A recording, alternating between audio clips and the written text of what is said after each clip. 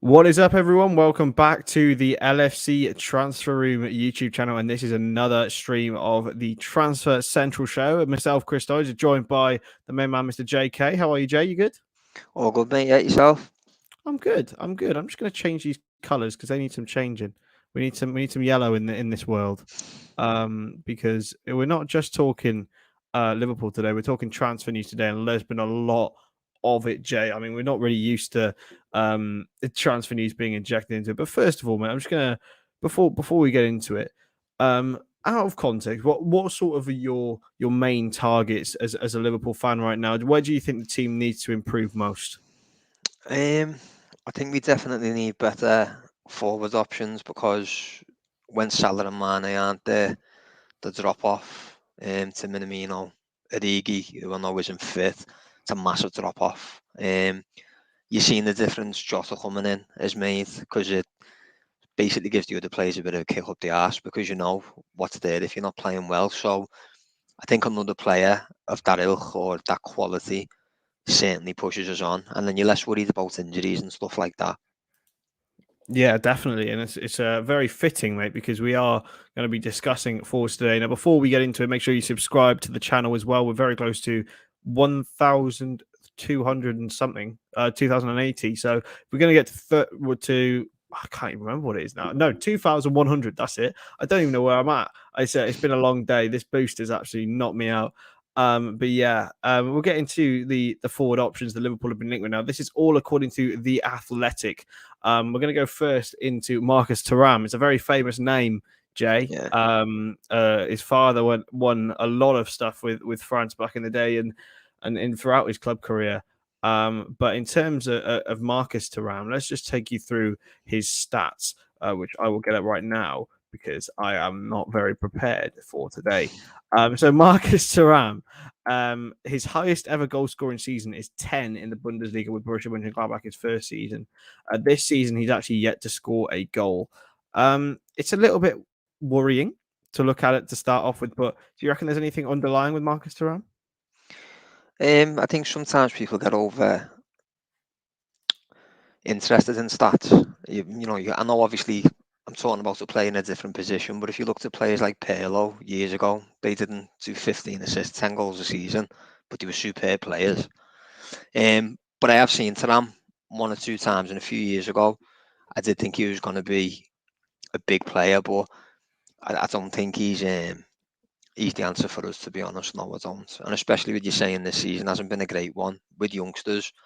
Sometimes you can hit the ground running, and then the season after, look at Sancho now at United. So Yeah, it's a strange one, isn't it, with Jadon Sancho? Because he looks like he has, and I still think he does have all the ingredients, but he's completely flopped yeah, so far at United. I'm sure he'll improve, but yeah, it's a weird one with Taram because I remember, as you said, I remember him being the big thing to come out of the next big French star, and he hasn't really kicked on since he joined Borussia Mönchengladbach. He got 8 goals last season, 10 goals the season before, and nothing this season. I know we're looking at a very, very base level there, mate, but it's not encouraging. to be honest, mate, I think the name probably hasn't helped him. Is that being Lillian Taram? High expectation. So that probably hasn't helped him, to be honest. When he broke on the scene, like you say, he did look like he was going to be the next big thing, but he's tailed off, and I think there's better options out there. So no, I wouldn't be going with Turan myself. No, no, I think he's probably the first one to avoid you, although he is the first one mentioned in the tweet. We'll go to another Frenchman. A lad who you didn't say you were too familiar with, in Amine Gouiri, a player who French under 21 just moved to Monaco from Nice, mate.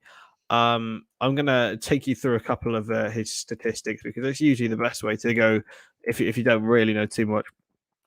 He was born in 2000, so 21 years old. 12 goals for Nice in his first real campaign, and then scored 9 for Nice. I know he joined Nice from Lyon. I don't know why I thought he played for Monaco. So it's a strange one, that is. Yeah, it's shocking, but he's great on Football Manager. I think that's the only way. Yeah, I'm sorry, Anthony. I've done you in there. I don't. Does he? He doesn't play for Monaco, does he? Am I imagining things? Am I imagining things? No, he doesn't. He does play for Nice. So yeah, he looks pretty decent, mate. He's got a better goal scoring record than Taram and is 3 years younger. He'd be someone who potentially Liverpool would be interested in. It would age-wise, it's obviously better. We know FSG obviously go for players who will have longevity or a resale value if it doesn't go so well. So the numbers you've mentioned sound good. I won't lie, I haven't seen him play. I do watch the European leagues, but he's not someone who's ever caught my eye. Or I could say I'd seen him. His numbers sound good, and his age sounds good. It fits the profile of a Liverpool type signing, but again, I couldn't say let's go for him because I've not seen him enough. Yes, Bobby was found on Football Manager by the Hoffenheim guides. So, you know, who knows? Who knows? Yeah, it's usually a best way to pick things out, and it's a great statistic. I hope maybe we should do some Football Manager on this channel. Who knows? Eh?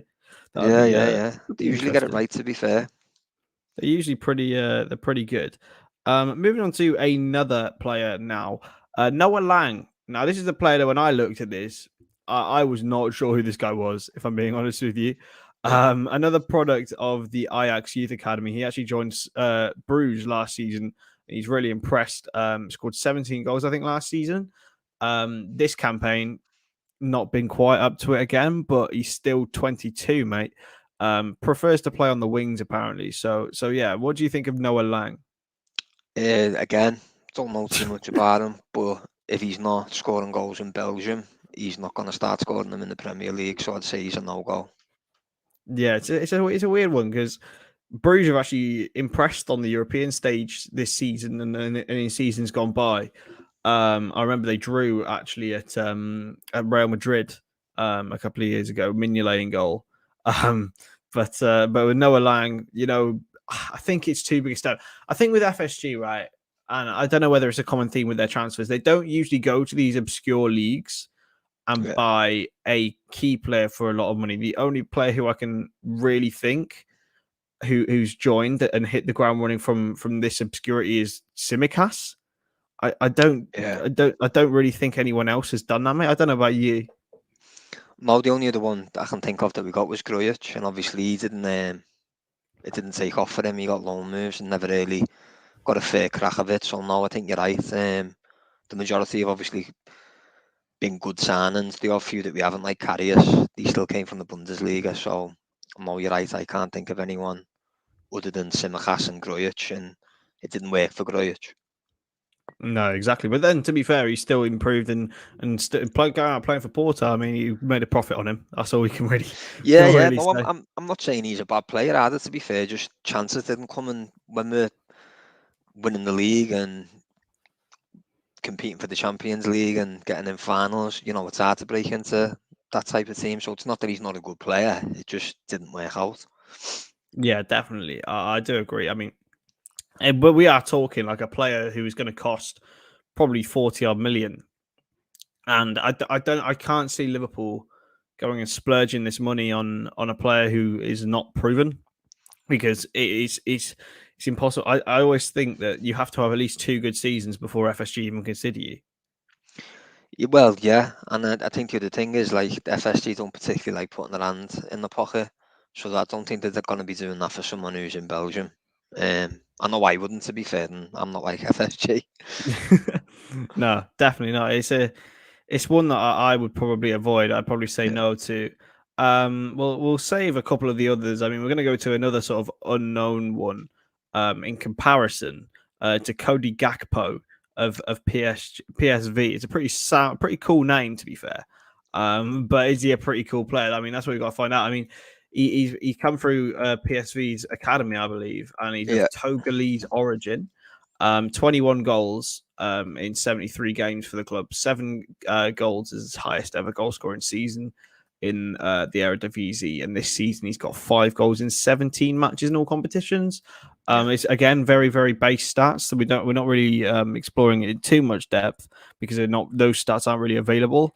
But yeah, these players coming out of, I think a similar vein comes for Gakpo as it would for Lang, is that he's not proven over multiple seasons in a big name. I've actually watched Gakpo a few times, and I do like him. I really like him. He scores goals, but he gets a lot of assists as well. He's fast. He can probably play either side as well, to be fair. I've only ever watched him come from the left, but he can play on both sides.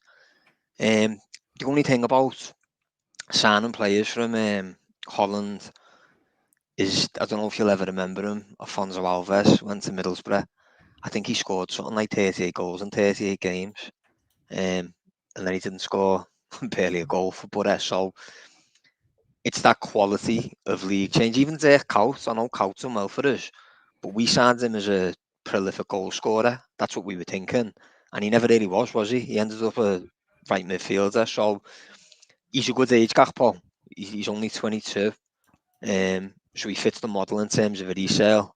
But I do like him. I've seen him a few times. I do think he's a good player. So I wouldn't rule him out, defo. No, definitely not. And I think it all depends. I think a lot of these players on this list have got a varying price range. I mean, I wouldn't say Gakpo would command over 30 million. No. But at the same time, there's players on this list who probably command over 70. So Yeah. we're not. I'm sure we're not saying this over this guy over this guy. It could be both. And I think a player of Gakpo's, his age and his desire, maybe not. Maybe not. It's that sort of thing. It's maybe a gamble worth taking at the right price.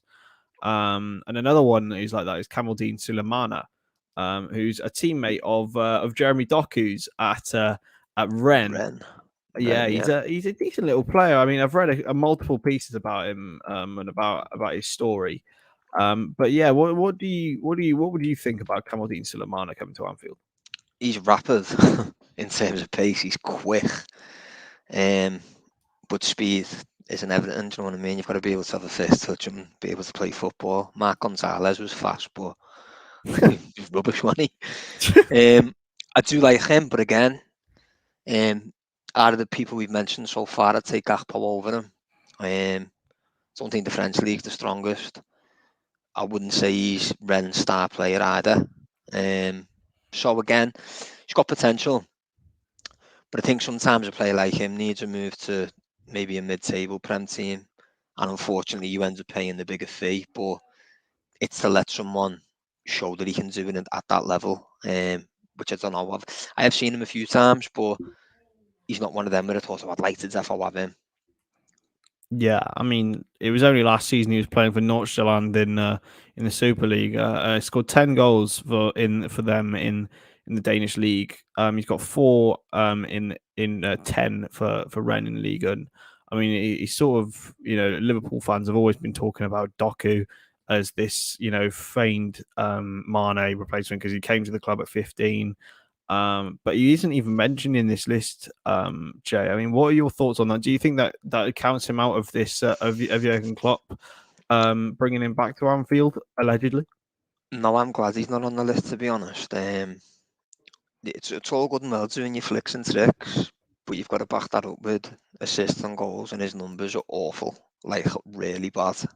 So no, I'm glad he's not on the list, to be honest. It's all good and well having a show reel on YouTube looking like Ronaldinho, but if you can't put the ball in the net or help someone else to do it, then what's the point? Anyone can look world class on YouTube. Even us, mate. Yeah. Well, you say even us, I would anyway. No, but you can make anyone look great on YouTube, and I think he's kind of guilty of being one of them players. Yeah, and to be fair, if I had the choice, I'd probably lean towards Sulemana, if I'm being honest with you. But moving swiftly, and we'll go into more of the meaty ones now, mate. It's the ones that we've all been talking about recently. Jarrod Bowen. I mean, I've been blowing this trumpet for at least 6 months. Yeah. Ever since the transfer window opened, I said even before we got linked with him, he'd be a decent player. He's from my local town. I've got to love him. I've got to rep him. But Jay, Bowen or no Bowen? That is the question. I've said this before, and I know you're a big fan, but no Bowen for me. He's a no-go, and there's 2 reasons for it. One, I think he's 25, isn't he? So he's not dead young, and he's going to cost you 60 million plus, without doubt. He's definitely going to cost 60 million plus because he's English for a start, and English players are inflated with the rates for them. I just think for that money, you can probably get a younger player who isn't. I'm not going to say worse. I don't mean worse, but has the Yeah. same potential or more potential than him. That's the only reason I wouldn't take him, because to be honest, last season I was impressed by him, but I think there's better options personally. With his age and the price, I don't think it's worth getting him. Yeah, that's the only thing I think that would put Jurgen Klopp off. I mean, this campaign he's been nothing short of excellent for West Ham. 9 goals, I believe 6 assists in 31 games in all competitions. He's really stepping up to the plate while Antonio's not in great form. Yeah. I think David Moyes is even playing him through the middle in some matches, which is something that Klopp will love. He can play on the right, but can also play through the middle. I mean, if I will only say he would come if one of Mane or Firmino left, because I think we would need a a filling of that whole, the production, because Bowen does have a record of good quality, numbers. I think that's the only way that he would come through the door. Well, I don't think we're going to spend 60 million on someone to sit on the bench, are we? So that means obviously one of the front three being dropped, and bear in mind we've got Jota as well. So I don't see us spending 60 million on someone who might start in the 11. I think it would be more prudent, make more sense to sign a younger player like Gakpo, who we spoke about, or Mane, where they are younger, but they're not going to be able to just come in and demand 13, 40, and they're also not going to cost 60 million, let's be honest. So I think that's the only reason, like I said before, in his age, that I'd sway away from Bowen. Yeah. I'm still going to blow the trumpet, and if he does come, I'm going to get the name on the back of my shirt, and I'm going to love it. My brother actually played against Jarrod Bowen. Cool story. What did he think of him? He got rinsed and he scored a hat trick, so I think that's the only thing. So maybe 15-year-old Jarrod Bowen, certainly promoted to the future. But the one that I think everyone wants and has on their lips, Jay, is Christopher Nkunku, the one who we're going to talk about now. Yeah. I've seen several comments. Krishna here seems like a perfect Bobby replacement, only quicker and better finishing. I mean, the man has been playing false nine now this season and last. What are your thoughts? Yeah, he's brilliant. Big fan of Nkunku, and again, I don't think he cost what Bowen it cost, to be honest. And I think he's more suited to our style. I won't say that actually, 'cause Bowen works hard, and that's important, the way we play with the pressing. So I won't say he's more suited. I just think he's a better option. Yeah, I like Nkunku. His stats are ridiculous. I've just Yeah, gone they're to Football stupid, aren't Reference. they? I mean, taking percentile stats versus attacking midfielders and wingers. 95th non-penalty goals, 94th NPXG, 83rd shots total, 92nd assists, 94th expected assists, 97th in attacking in progressive passes received, even 81st in aerials won. But then we compare him to forwards, and he gets even better. Yeah. It's mate, he just looks ideal for this club. Especially with Bobby coming down to the end of his deal, and at Leipzig, we've already got a good relationship there with them. It's just a question of the price, mate. It's just a question of the price. And how much do you think we could get him for? I don't know, 'cause he's sort of like their prize little asset now, isn't he? And I can guarantee we're probably not going to be the only people in for him if he does become available. I couldn't say how much he cost, but I don't think he cost 60s. I think you'll probably get a deal 40 to 50 maybe. But I'd be all over Nkunku. I think he's class. There's another lad as well I like who's not on the list. Wirtz, Florian Wirtz from Leverkusen. He's only 18, and he's one of the other reasons that I wouldn't go for Bowen is because he probably cost a similar price and he's 18. So True. Why would you get someone who's what 25? Did we say Bowen was? Yeah. It's a 7-year difference. It's big in football. It's massive. So That's half a career. I like him, but yeah, Nkunku's probably top of my list if I couldn't get Wirtz, because I really like Wirtz, what I've seen of him. Yeah, we've actually got a video on Florian Wirtz on the channel from mate, the summer. He's a silly talent, him. especially for his age. Definitely. I mean, obviously there's been lots of comparisons to Kai Havertz. Same academy, but a lot of people are saying that he will come out better than Kai Havertz, and Kai Havertz is a very good footballer. I think when you look at what he's doing at 18, mate, honest to God, I remember the first time I watched them, I thought, who's this kid?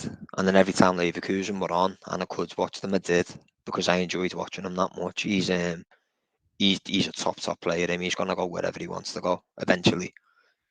Yeah, definitely. I mean, talking of Nkunku, just look at his improvement.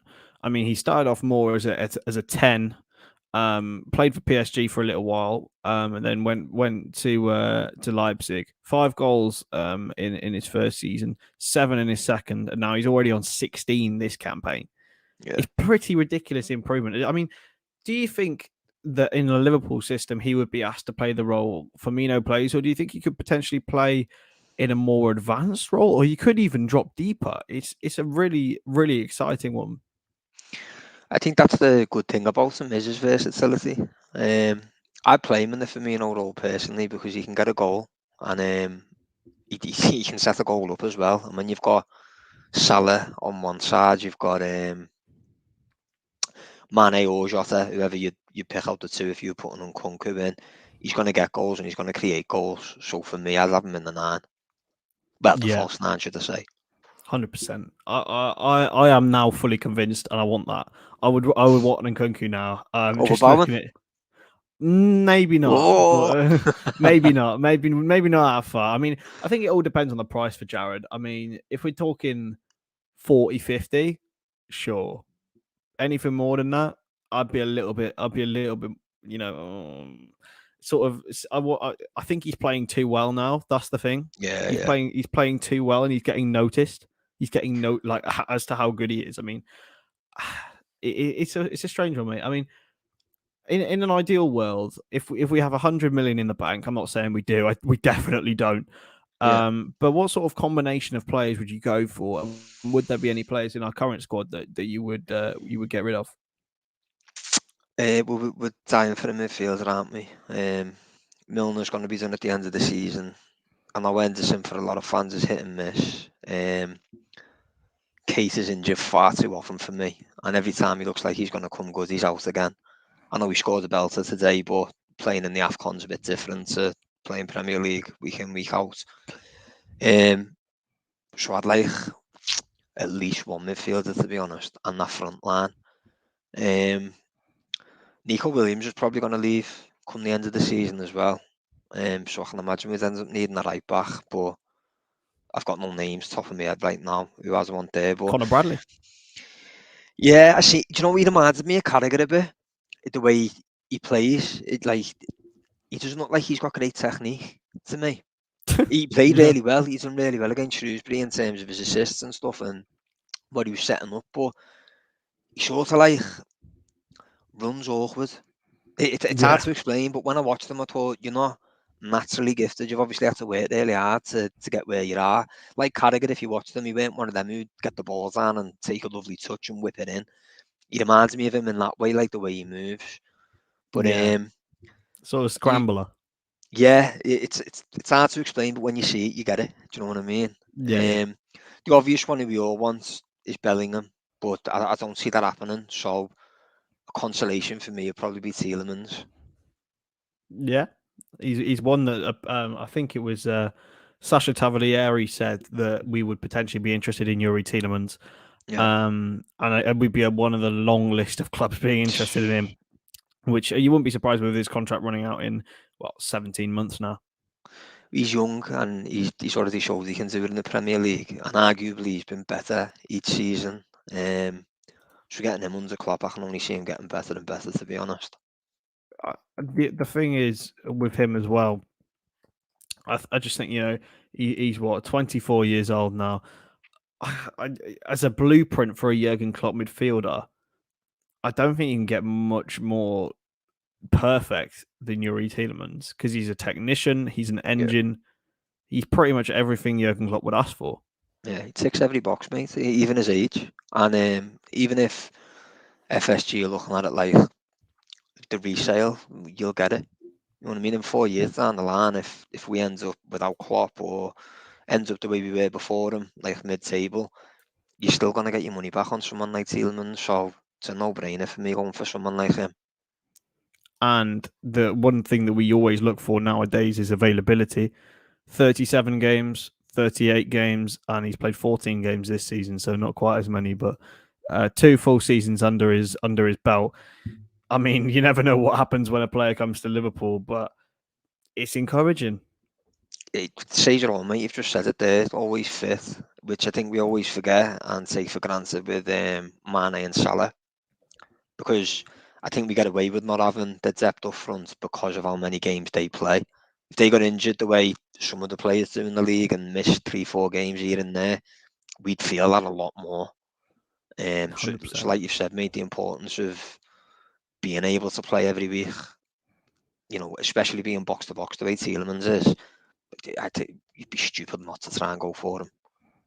I saw a question earlier on Twitter, and I'll pose this to you, Jay. Okay. Would you let Salah go if we got Bellingham and Haaland as a replacement? That's a question, though. Wow. So I think you'd have to say yeah for their age, mate. For their age. And Haaland has scored more goals, as far as I know, for every club than games he's played. So it's not as if, you know, it's a one-season wonder. He's been doing this now for a good couple of years. Bellingham's got, I think he's got like 9-10 assists in the Bundesliga this season as well. Normally, I don't like saying, yeah, I'd get rid of Salah, but the age of them two and what they're doing in Europe now, you'd probably be stupid not to. Yeah. It's a real difficult one because we have the emotional tie of Mo Salah. Yeah. And we all know that he's probably the best player in the world right now. Yeah. But Haaland and Bellingham are not that far off, and they're 8, 9, 10 years younger. Well, Bellingham's still a teenager, isn't he? Isn't he 19, 18? Bellingham's my age. That's mental. And He's... then you've got Haaland is what, 21, 22? Yeah. I mean, we saw it when he came to Anfield, right? He was already a monster then. Yeah. And a lot of people questioned, oh, he's playing in the Austrian league, he's playing in the Norwegian league, whatever. You know, this bloke is alien, and I understand. I genuinely understand. If you know Mo Salah, and I understand the love for Mo Salah, but if that deal was presented, and I'm not saying it will be, it definitely won't be, but if that deal was presented as a deal from the devil, I'd be firmly shaking his hand. It's like you just said about Haaland, actually, and there's a point I forgot to make. Yeah, obviously it was a lower league before Dortmund. He's doing it in the Champions League. Yeah. His Champions League numbers are exactly the same. The fact is, if you play him, he scores. He's ridiculous. To be fair, I thought no one had getting their numbers that Messi and Ronaldo have done toward the end of their career. Haaland's got a very, very good chance of potentially beating it because he's scoring more goals than he's playing games, and Ronaldo didn't nearly do that until he went to Madrid. Exactly. And it took Messi a couple of years, obviously, to start doing it, but then he's done it every year. But yeah, no one's done what Haaland's doing at his age. His Champions League record is ridiculous, as you mentioned. I mean, he scored 23 Champions League goals in, I believe, 21 games. Like, this guy is as well. This guy is not human, you know. Yeah, he's not. Mate, he's alien. You know, it's like that, and it's the same with Mo Salah, right? But Mo Salah has probably 3 years, I would say, left at the peak of his game. I mean, he could still be very good going into his mid-30s, looking at the way that he is. You know, he makes all us men jealous with the way that he's built. As everyone knows, you know, he just takes his top off, and we're all just like, what, why, and how. But these guys have got 10 plus years left. And I know someone got a lot of slander for tweeting that earlier, but these guys have got 20 years left.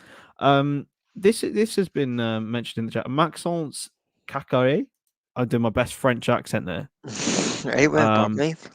I wasn't awful, was it? Wasn't awful. It was all right, though. Let's have a look at him. Where's he from? Couldn't tell you, mate, to be honest. He's from Lyon. He's 21 years old. Central midfielder. He's played 29 games last season, 20 this season. Not scored a goal. He's more of a defensive midfielder. But yeah, he looks all right. To be fair, he looks okay. Like I said to you earlier, mate, I think if you're playing in midfield, people get I can't think of the words, get too caught up in how many assists has he got, how many goals has he got. Like I said to you can have a majestic player like Pirlo. He's not going to get 10, 15 assists a season, but he's 9 times out of 10 going to be the best player on the pitch. Thiago's another one. There you go, mate. There you go. Exactly the point. Exactly my point. Rodri's a great player for City. He's not banging assists and goals. I prefer the other two we just mentioned, but Makaleli, Kante, these not great players. Exactly. So, and I mean, I'm going to pose the point, mate. We don't really have a backup for Fabinho.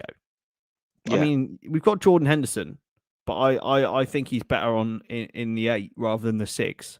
Yeah.